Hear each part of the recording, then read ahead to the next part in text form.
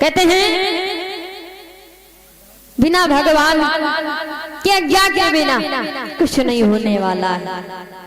चाहे जितने आपके बैरी हो, चाहे जितने दुश्मन हो, लेकिन जब तक पार्वती परमात्मा की इच्छा नहीं, कोई तुम्हारा बाल बाका नहीं करने वाला है। कहते महाभारत कैसे स्टार्ट हुई? मेन महाभारत में ये युद्ध क्यों हुआ? और आप अपनी बात में रहना, भटक मत जाना। चौपाई श्रवण किया है कि पार्वती परमात्मा अपने भक्त की रक्षा किस प्रकार करता है, जिस प्रकार से माँ अपने छोटे बच्चे की रक्षा करती है। आप लोगों ने कथा श्रवण किया है,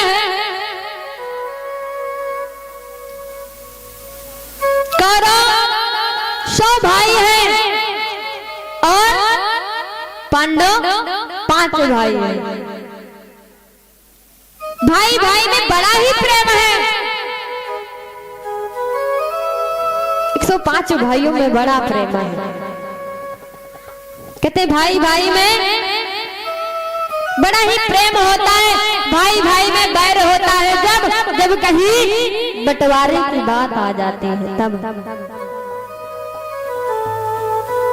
वैसे तो बड़ा भाव के साथ में कौरव पांडव रह रहे थे, लेकिन जब 5 पांडवों ने कौरवों से अपना राज्य में हिस्सा मांगा है, तो 100 कौरव कहते हैं जाओ पांडव, तुम 5 हो और मैं 100 हूँ, मैं तुम्हें हिस्सा सुई की नोक भर नहीं देंगे। जब 100 कौरवों ने कहा कि जाओ कुछ भी कर लो, लेकिन मैं तुम्हें राज्य में हिस्सा सुई की नोक भर नहीं देंगे,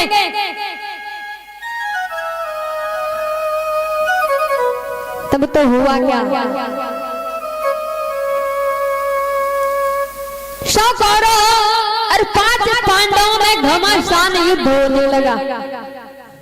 और उस युद्ध का परिणाम क्या हुआ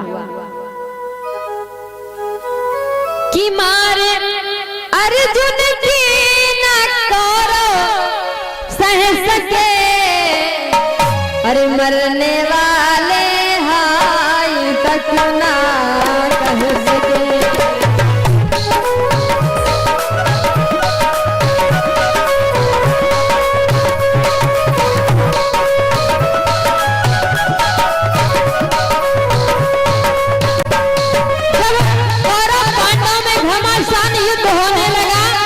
युद्ध का परिणाम क्या निकला जानते हो? मारे अर्जुन की न कौरव सह सके, मरने वाले हाय तक ना कह सके।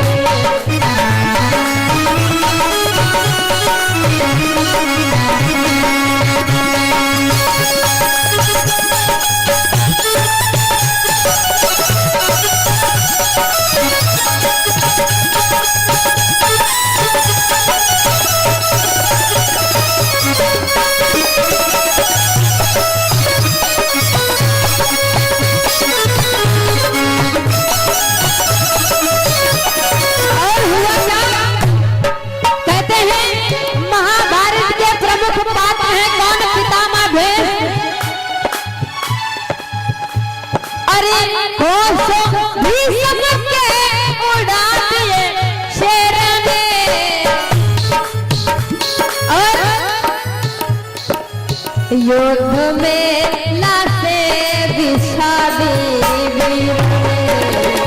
युद्ध में लाशे बिछा दी।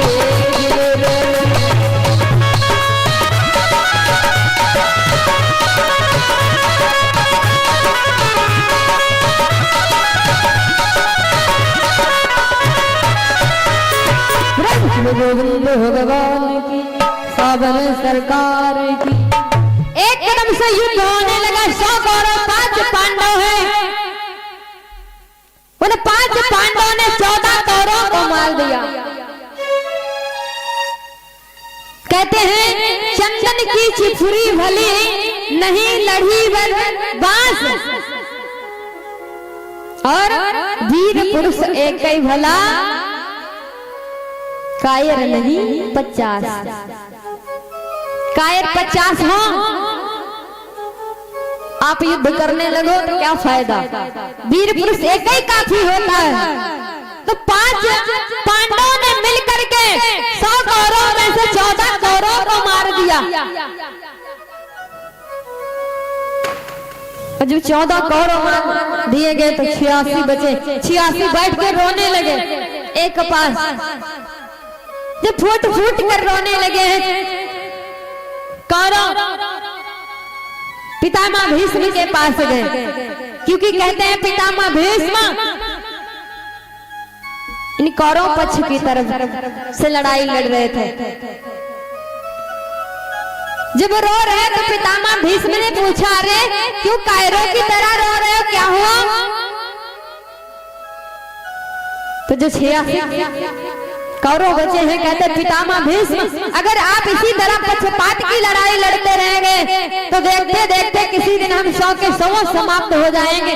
आज तो 14 मार दिए गए हैं, शेष जो 86 बचे ये भी नहीं जीवित रहेंगे अगर आप इसी तरह लड़ाई लड़ते रहेंगे। पितामह भीष्म के पास ऐसी ऐसी खबर सुनाई। पितामह भीष्म एक प्रतिज्ञा करते हैं। पितामह भीष्म कोई साधारण मनुष्य नहीं है, ब्रह्मचारी हैं। ब्रह्मचारी जो बाल हट कर लेते हैं तो पूर्ण करके छोड़ते हैं। पितामह भीष्म कहने लगे, अरे 14 मार दिए गए इसलिए आप डर रहे हो। सुनो, मैं एक दिन में 10 महारथियों को मार करके भोजन करता हूँ और आप उस 5 पांडवों की बात करते हो। तो जाओ मैं आज एक प्रण करता हूँ। तो पितामह भीष्म ने एक प्रण किया। प्रण कौन सा किया? कि एक प्रण करता हूँ, सुन ले ध्यान से, एक पांडव कल को मारा जाएगा। एक पांडव कल को मारा जाएगा।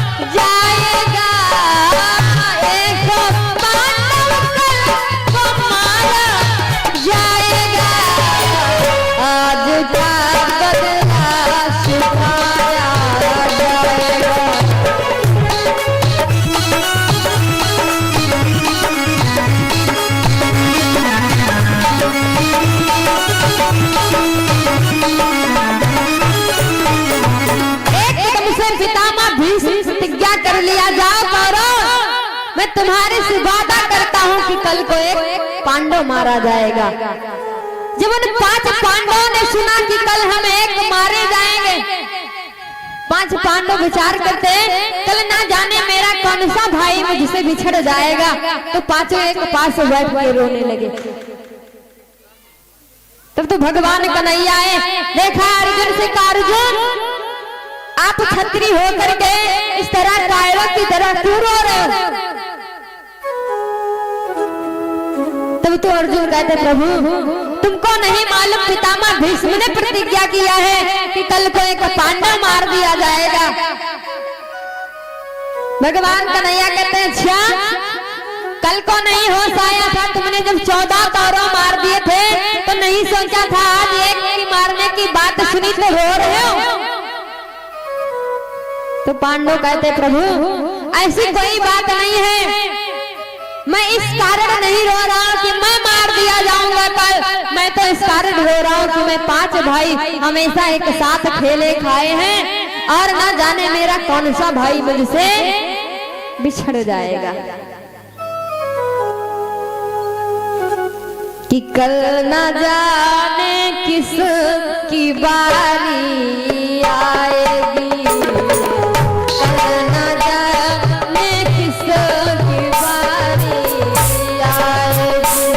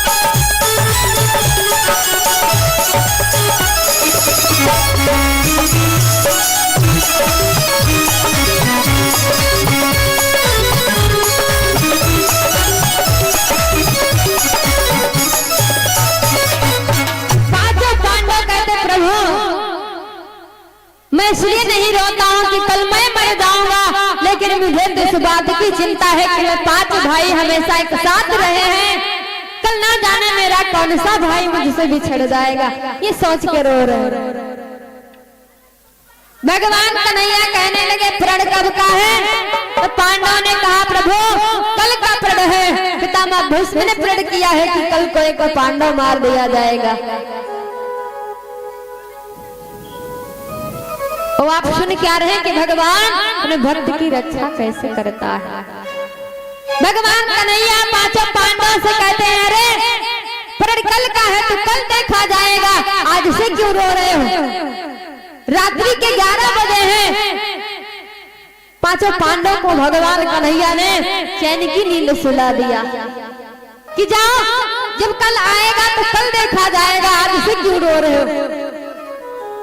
5 पांडवों को शांत करा के चैन की नींद सुला दिया। अपने भक्त को तो सुला दिया, लेकिन भगवान कन्हैया नहीं सोए हैं। रात्रि के 12 बजे भगवान कन्हैया पहुंचे कहां? द्रौपदी के शिविर में, द्रौपदी के भवन में पहुंचे हैं। और रात्रि के 12 बजे पहले का नियम था, रात्रि के 12 बजे ऐसे कोई जगता होगा नहीं, सभी सो रहे थे। अब आजकल का नियम क्या है? ऐसे कार्य ही हो गए हमारे आपके। आजकल का प्राणी सोता है 10 बजे 12 बजे और उठता है प्रातः काल 10 बजे। लेकिन रात्रि के 12 बजे द्रौपदी सो चुकी थी। भगवान कन्हैया दरवाजा खटखटाए, बहन द्रौपदी, ओ बहन द्रौपदी। द्रौपदी की आंख लग गई थी। एकदम से जैसे भगवान कन्हैया की आवाज सुनी तो द्रौपदी फौरन दरवाजा खोलती है। अरे भैया रात्रि के 12 बजे आपका हमारे दरवाजे पे आगमन कैसे? ऐसी क्या आवश्यकता पड़ गई? भगवान कन्हैया सारा हाल बताए और कहा द्रौपदी तुम्हें अभी हमारे साथ इसी वन पर चलना होगा। द्रौपदी कहती भैया कहाँ? भगवान कन्हैया कहते जहां मैं ले चलूंगा वहीं तुमको चलना पड़ेगा। और ऐसे सभी भक्तों को यही करना है कि जहां पारब्रह्म परमात्मा ले जाए वहीं हमको आपको चलना चाहिए और जाएंगे भी। तो एक निवेदन है। द्रौपदी कहती है ठीक भैया चलो, अगर आप कहते हैं तो मैं जरूर जाऊंगी। कि जहां ले चलोगे वही मैं चलूंगा, जहां ले चलोगे वही मैं चलूंगा।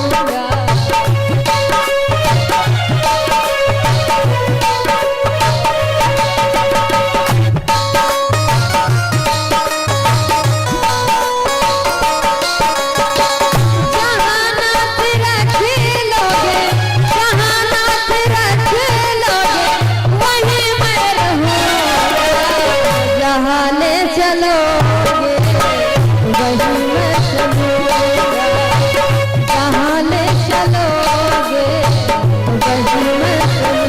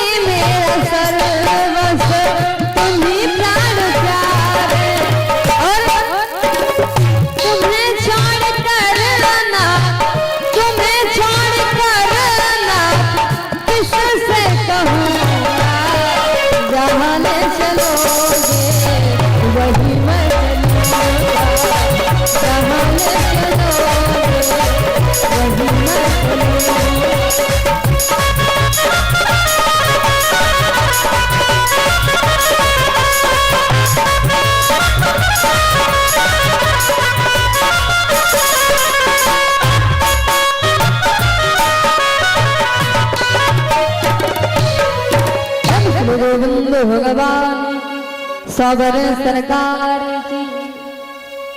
कि जहाँ ले चलोगे वहीं मैं चलूंगा। द्रौपदी से भगवान कन्हैया जैसे कहते हैं बहन आपको हमारे साथ चलना होगा। द्रौपदी ने एक बात तो जरूर कहा है, कौन? कि भैया रात्रि के 12 बजे हैं और चारों तरफ दुश्मनों के डेरे लगे हुए हैं। अगर मैं रात्रि के 12 बजे आपके साथ में चलूंगी ना तो देखने वाली दुनिया क्या कहेगी? कहते हैं रास्ते पे चाहे भाई बहन जाते हो लेकिन देखने वाले भाव गलत ही लगाते हैं। कहते संसार में सब कुछ सही दिखेगा जब हम और आप लोग अपना देखने का नजरिया बदल लेंगे। भगवान कन्हैया कहते कुछ भी हो लेकिन तुमको चलना पड़ेगा। कहते भाई बहन का प्रेम बड़ा पवित्र होता है। भगवान कन्हैया द्रौपदी में बड़ा ही प्रेम है, भाई बहन का बड़ा पवित्र प्रेम होता है। ये माताएं बहनें अभी एक पर्व आई थी, कौन? भैया दूज है ना, सभी लोगों ने पूजन किया है। तो ये माताएं बहन अपने भाई को इतना प्रेम करती